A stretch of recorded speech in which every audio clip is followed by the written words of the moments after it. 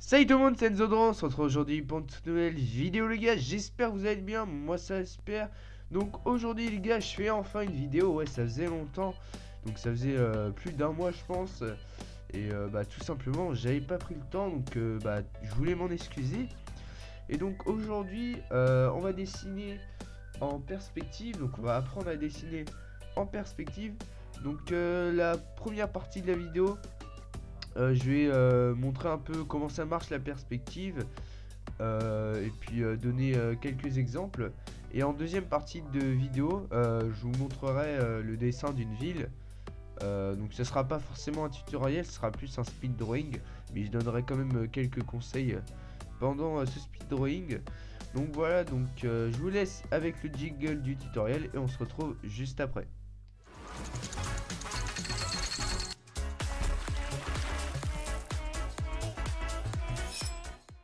Donc pour commencer à dessiner la perspective, donc rien de plus simple que d'avoir une règle et un crayon de bois. Donc personnellement moi j'utilise un HB.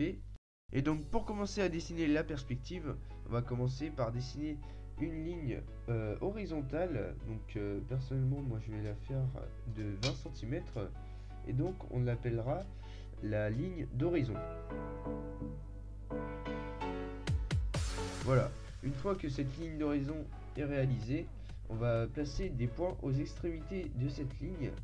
Et ces points, on les appellera des points de fuite.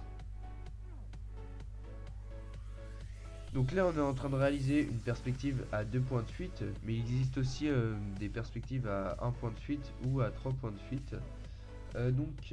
Après avoir donc mis ces points de fuite, on va tracer une ligne verticale, donc perpendiculaire à la ligne d'horizon.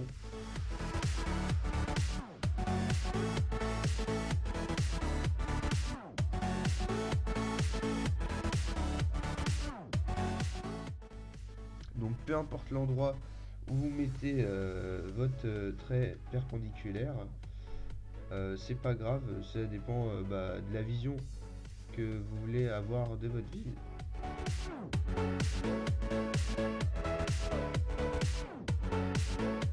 Pour commencer à dessiner la ville, donc il suffit de placer un point sur la ligne verticale, donc n'importe où, par exemple ici. Et donc avec ce point là, on va venir le rejoindre au point de fuite. Et donc la ligne qu'on va tracer, ça s'appellera une ligne de fuite.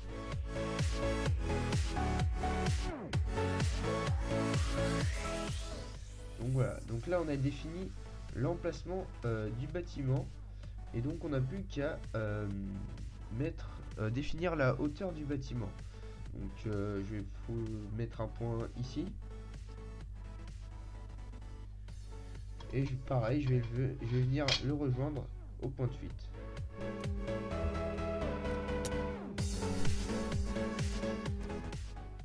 Et donc après avoir défini la hauteur du bâtiment, il suffit de définir la largeur du bâtiment.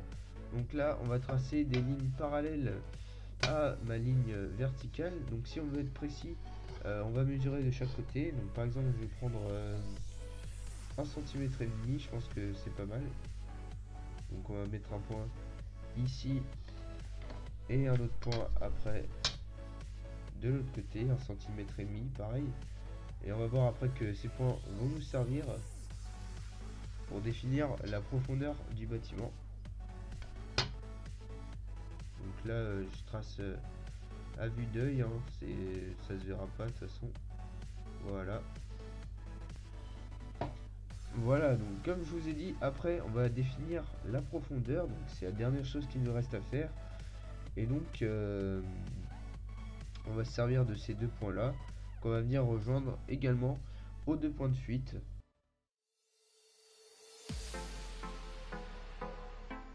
Et donc comme vous le voyez, ça a formé un croisement, et donc là on a juste à placer un point, et ça y est, la profondeur du bâtiment est définie. Donc voilà, donc là on a créé notre bâtiment, et admettons que le bâtiment on veut lui créer des fenêtres, comme pour définir des appartements. Et bien on va placer des points là où on veut mettre la base de notre fenêtre.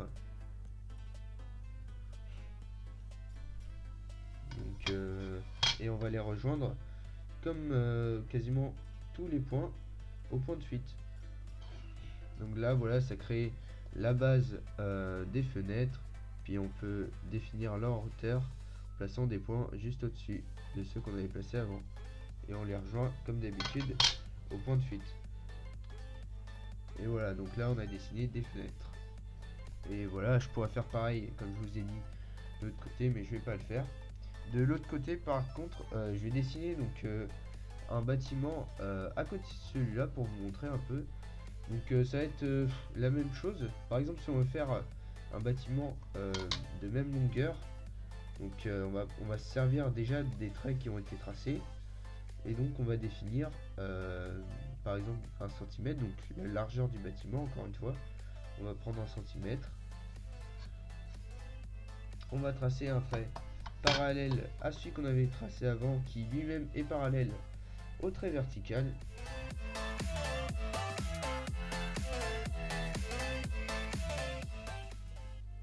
Donc voilà, donc ça c'est pas trop compliqué. Et donc je voulais vous dire aussi, si vous voulez créer plusieurs bâtiments à suivre, donc jusqu'à enfin pas mal de bâtiments quoi, je vous conseille vraiment d'effacer vos lignes de fuite à chaque fois, parce que sinon ça va être une catastrophe. Vous allez vous embrouiller avec vos lignes, puis quand vous allez effacer, vous allez tout effacer et ça fera assez moche. Donc je vous conseille de pas trop appuyer sur les lignes de fuite et de les effacer doucement après, pour pas que ça dégrade trop la feuille. Et je vais vous montrer donc un dernier exemple pour coller le bâtiment. Donc si on veut le faire plus grand par exemple, donc on va en fait prolonger la ligne ici. Donc là je vais la prolonger de 2 cm. Et donc si je prolonge cette ligne là de 2 cm, je vais aussi prolonger cette ligne là de 2 cm, toujours parallèle à cette ligne ici. Donc voilà, et une fois qu'on a prolongé ces deux lignes de 2 cm, donc on va venir tracer, on va placer donc les deux points ici, et on vient les relier au point de fuite. Et encore une fois là, on va définir la largeur du bâtiment, donc en prenant cette fois-ci en compte cette ligne là. Donc là je vais faire un gros bâtiment, donc 2 cm. Je prends ici 2 cm, je trace une ligne parallèle.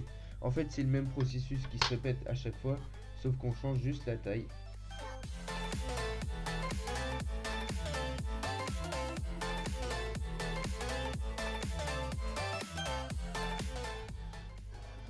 Et là on vient rejoindre cette ligne là de l'autre côté pour former le croisement ici et définir la profondeur.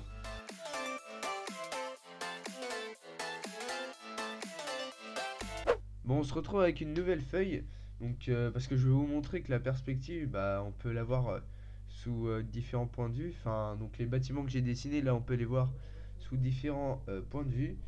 Donc admettons que là, donc on avait une vue du dessus, et donc là je vais vous montrer comment faire pour qu'il y ait une vue du dessous, on va dire. Donc c'est très simple, hein, c'est le même procédé quasiment, donc il y a juste un truc qui change. Donc là bien sûr je dessine ma ligne horizontale comme tout à l'heure, les deux points de fuite, et là après la ligne verticale. Sauf que cette fois-ci, cette ligne verticale, on va venir la prolonger vers le haut.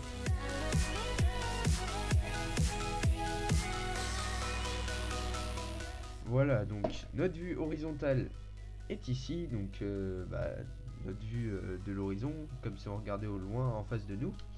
Et donc nous, pour dessiner le bâtiment comme s'il était vu du dessus, comme si le haut du bâtiment était au-dessus de nous, on va tout simplement mettre le toit du bâtiment au-dessus de la ligne d'horizon et non en dessous. Et après, la base du bâtiment, on va la mettre en dessous bien sûr, ou on pourrait la mettre très très proche, comme si on était face quasiment à la base. Mais moi je vais la mettre un peu au-dessus. Et je vais mettre donc mon point de hauteur ici. Et donc pareil, on vient rejoindre au point de fuite.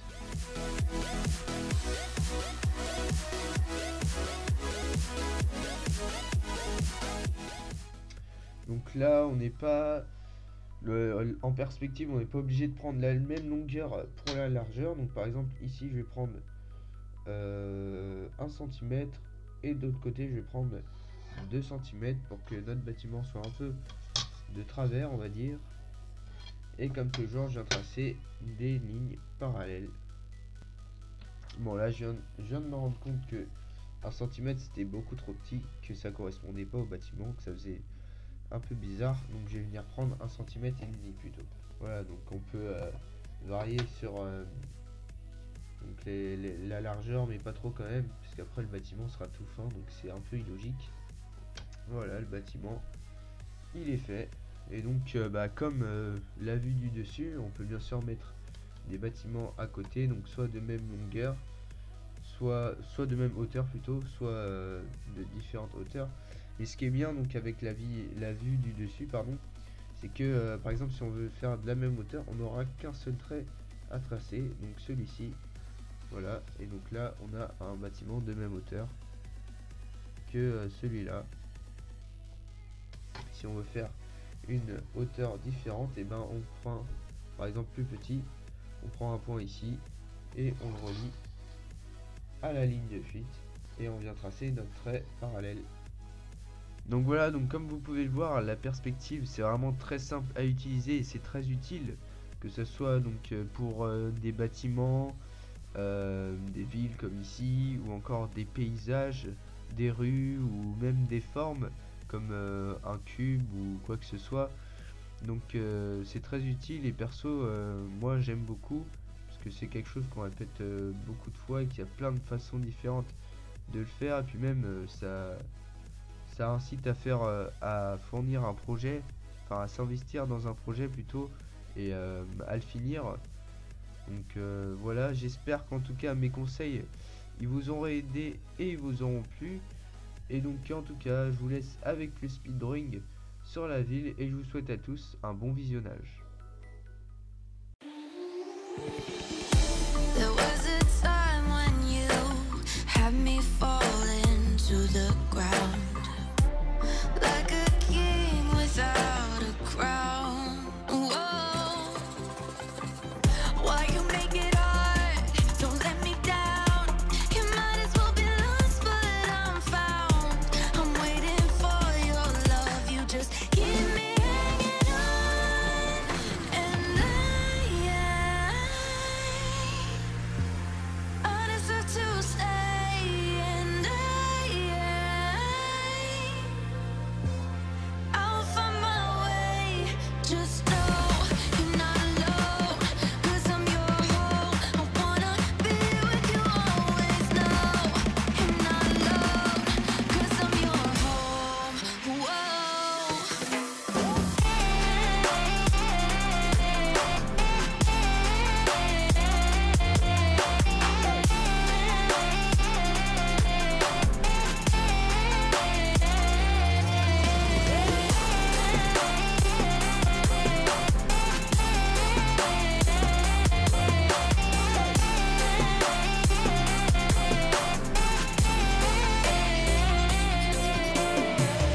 In the dark we fight, you take the wrong and you make it right.